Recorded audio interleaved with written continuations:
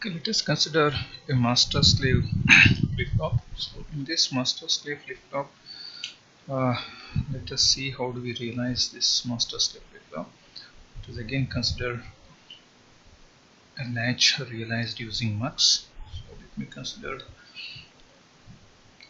this is I0. Let me have the D input here. Let me have 1 here. This is the output which is connected back to this, and this output is connected as input for the next flip-flop. Okay, let me just consider this as okay, one more flip-flop now. This is, we consider this for 1, and this is 0, and this input is back over here, and this is okay, clock. This is clock here. Let me say this is because this is master and this is slave. The final output, whatever we are talking, is the slave output. Let us try to understand, okay, how does this is going to work. Let me again consider the clock here.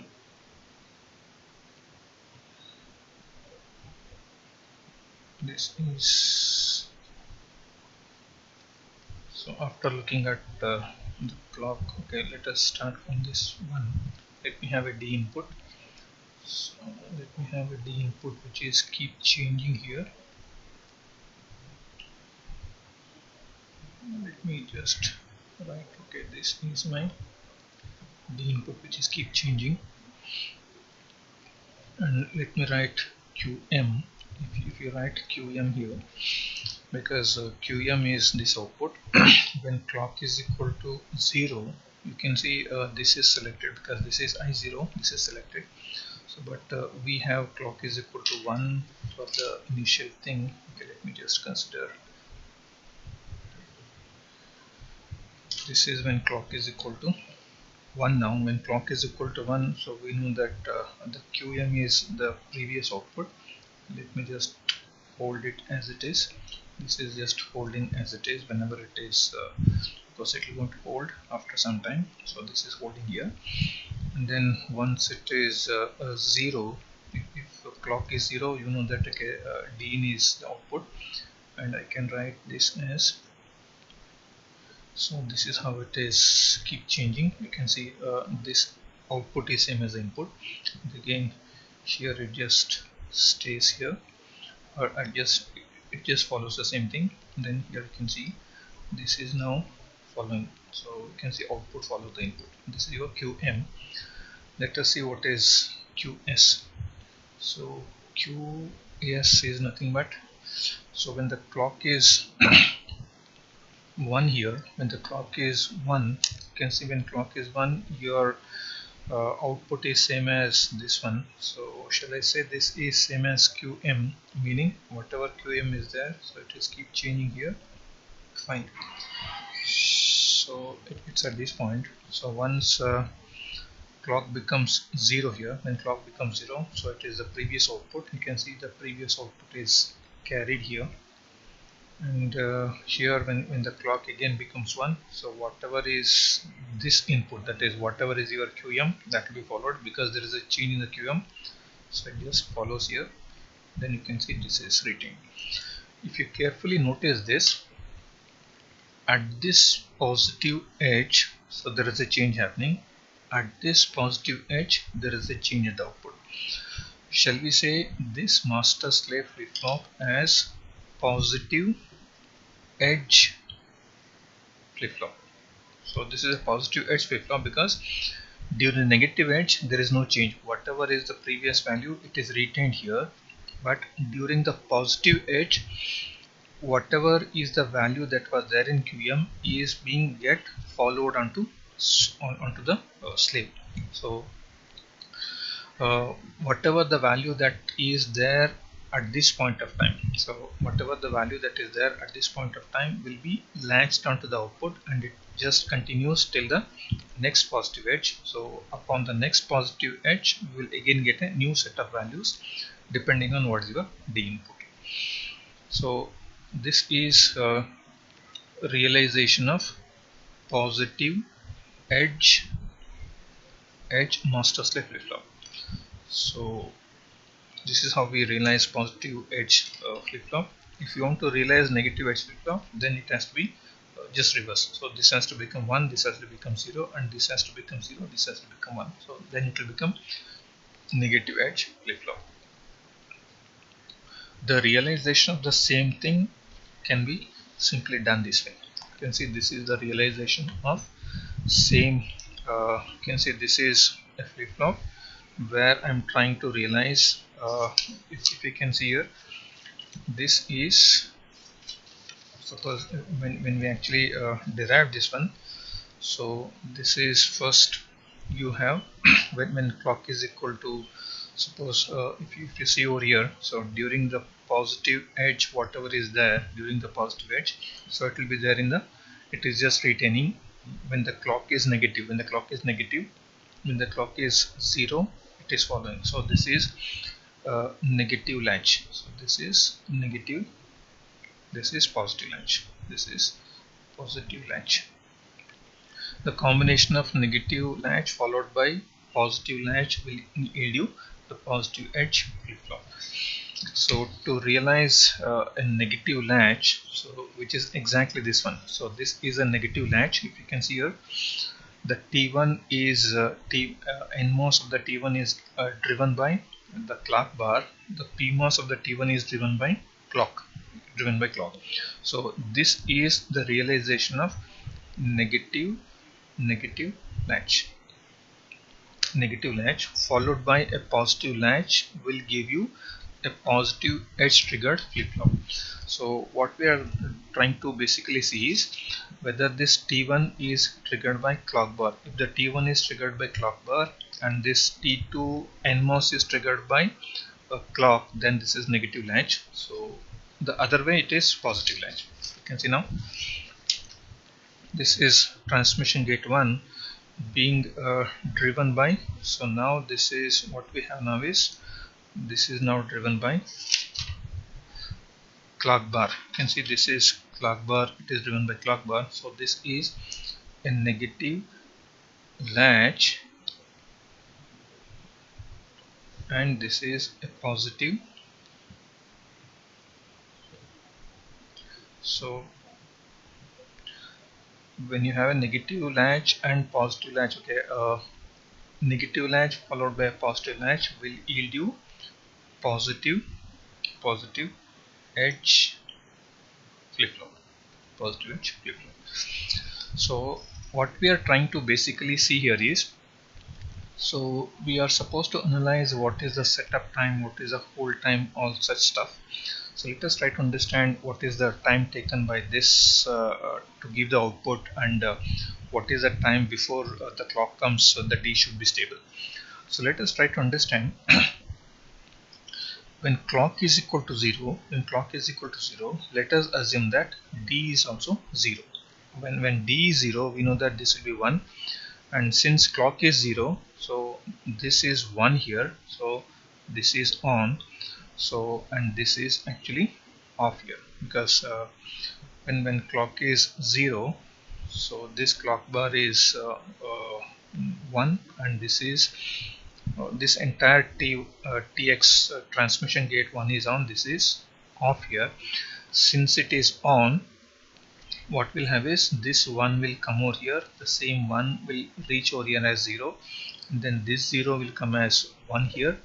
If you can see here, since it is okay, we are assuming that okay, this is 1, and then let us assume that this is also 0 here. If you assume this as 0, so since here you can see this is TX1, TX2, this is TX3, this is TX4. Since it is driven by clock, and since clock is 0, this is actually off here, this is on. If you assume that this is 0 and this is now again 0, this 1 and this 1 will come here, and this is now in a condition where it is holding 0. So this is in hold mode, this is in sample mode. So even though this is in sample mode, so it is sampling 0 is coming over here, and then since it is off, nothing is being passed on here. Now assume that this input 0 is there. I want to change that input 0 to 1. Input 0 is there, I want to make it 1. If you want to make it 1, we know that the value of D is equal to 1 should be made prior to this clock going high. So prior to a time called as T setup, it should be made high. Okay, let us try to make this high before this rising edge of the clock comes. So let us try to find out by what time this should be there and why it should be there. So what I'll do, I'll make this equal to 1. If I make this equal to 1 here, you can see this is being made 1. You can see it takes a time of T, okay, T transmission, okay, T propagation delay of the inverter to come to make this as 0. Can you see now? As soon as you make this 1, it takes some propagation delay. So TPD of inverter 1 is there required to make this 0. So once this becomes 0, this 0 has to come here as again 0. How much is the time that is required for this 1 to come over here as 0? It is TPD inverter plus this 0 has to come here as 0 because it is a transmission gate. So it is TPD TX. This is one transmission gate, and this 0 has to come here as 1. There is one more TPD of the inverter, so it requires one more transmission gate, and then this will come over here, and then this one will become 0. This one will become 0. So again there is one more TPD inverter, meaning for this one to come here as 0, it takes 1 inverter delay, 2 inverter delay, 3 inverter delay, and 1 transmission gate delay. The amount of time required for this 1 to propagate here and sit as 0, it requires 3 TPD inverter plus 1 TPD transmission gate. You may be wondering why we are trying to find this, okay, 3 TPD inverter and 3 PD transmission gate is because if this value is 0 at this point of time, and at the same time do you have this also 0? You can see on either side of the transmission gate you have a 0 and 0. For this situation to come, this 0 and this 0, it should be, of course, your input should be made 1 at least by a time equal to 3 PD inverter plus 3 PD of the transmission gate. Now if you turn on this, so now so far it is off, when I turn on this, okay, as soon as I turn on, so does this go off? This will go off. Whenever I turn on, this 0 and this 0 are same, so then this will going to latch as this is 0, and whatever 0 is there, it will come over here, and then this will be there in the hold position. This is true only when this 0 and this 0 are same. So why these two zeros are same means because you have made this D is equal to 1 far before this is turned on. So since you're turned on this value of this transmission gate, after this becomes 0, so it is now safe that you can able to properly latch the value whatever is the value that is 1 given here. So let us see, okay, what happens suppose if I don't make it high here. Now the T setup is now equal to 3 inverter 3 propagation delay of the 3 times the propagation delay of the inverter plus 1 propagation delay of the transmission gate, meaning it requires 3 inverter delay plus 1 transmission gate. So this is the amount of time that you should change the value of D before the clock comes. So if your clock is coming at, okay, some 100 nanosecond, assume that if this is something like 10 nanosecond, this is 15 nanosecond, then you have to, if this is at 100 nanosecond, then this is 30 plus 15 at 45 nanosecond. So this should be there coming at least by 55th nanosecond. The value should change. If this clock is coming at 100th nanosecond, this value should be made 1 at least by 55th nanosecond.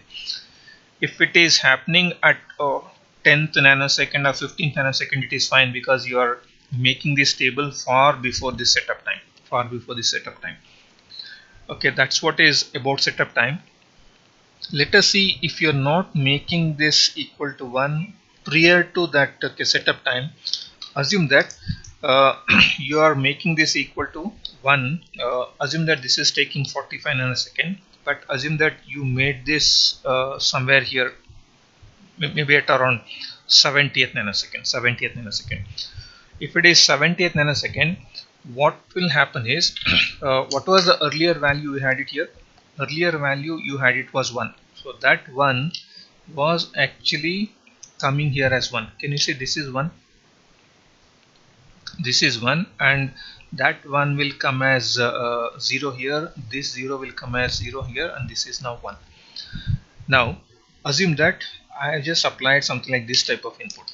If I applied this type of input, so now you can see you have applied the input not before 45 nanosecond. You have applied the input just 30 nanosecond before this. Now you can see how much is the time that is required for this to this. So as it is known that it is 10 nanosecond. So by 10 nanosecond it has reached here. So by another 50 nanosecond. So by the time it reaches here, it is 25 nanosecond. Meaning this 1 has become 0 here. This 0 has become, of course, 0 has been transferred onto this side. By the time this 1 reaches here as 0, how much time has elapsed? 35 nanosecond has elapsed. How much more time you have? So you hardly have okay, since it is of course you are left out with only 30 nanosecond. So now from here, okay, from this 70th nanosecond, now by the time this is this value of 0 is coming down to here as 0, which is taking totally how much? 25 nanosecond. Then how much time does this 0? Now you can see this 0 will come over here, and this 0 will become 1. So how much time does this take? This will take another 10 nanosecond. So by the time this value of 0 comes down to here as 1, this turns on, because you are making this 1. If you can carefully note here the value is 0 because of this 0, but since this has not at all, of course not yet propagated till this point, the value here is still 1. The value here is still 1. So on one end of the transmission gate you have a 0 because of this is propagated here.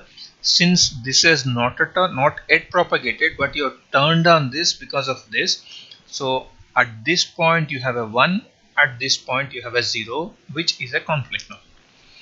Now what is the value does this will going to hold? So does it hold 0 or does it hold 1? So it's an indeterminate value. So in order to consider the valid input of D as 1, D should be made high far prior to T setup time. So if it is there made equal to 1 before T setup time, whenever you turn on this TX2, by that time both the values would have been same. So that's what we discussed. Okay, if the value of D is equal to 1 far before that T setup time. So that's why it was becoming, you can see we made this equal to 1. So this 1 has become 0. This 0 has become, because 0 is transferred to 0 here, this 0 has become 1. This 1 has become 0. Now we can see 0 is here, 0 is here. So when does the value of this input will become 0? This will become 0 after one inverter delay, one transmission gate delay, second inverter delay, third inverter delay.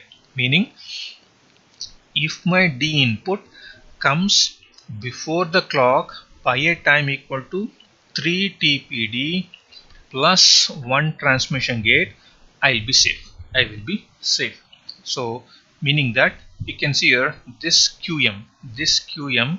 So when does your QM will become high? Of course, this will be high, maybe somewhere just okay.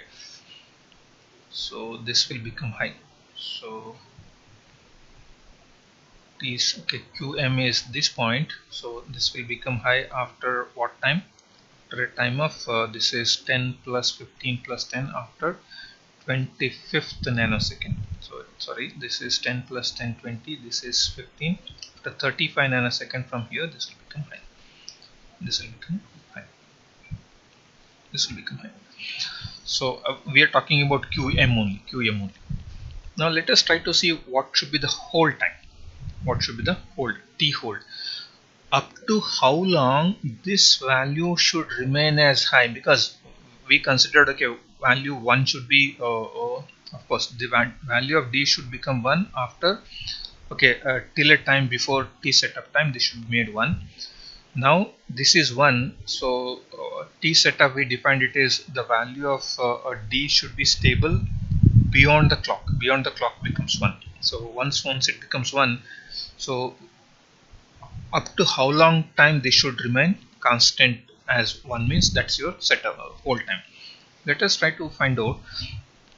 As soon as the clock goes high, clock goes high, does this turns off? Because you can see when clock is going high, is this becoming 0? Since this becomes 0 immediately as your clock goes high, even if you remove your input, there is no harm. Because even if your input voltage becomes 0 immediately here, there is no harm here, because whenever your clock goes low, whenever your clock goes high, can you see this is becoming 0? Since it becomes 0, this turns off. This. Whenever this turns off, even though your input is keep on changing, this will not affect.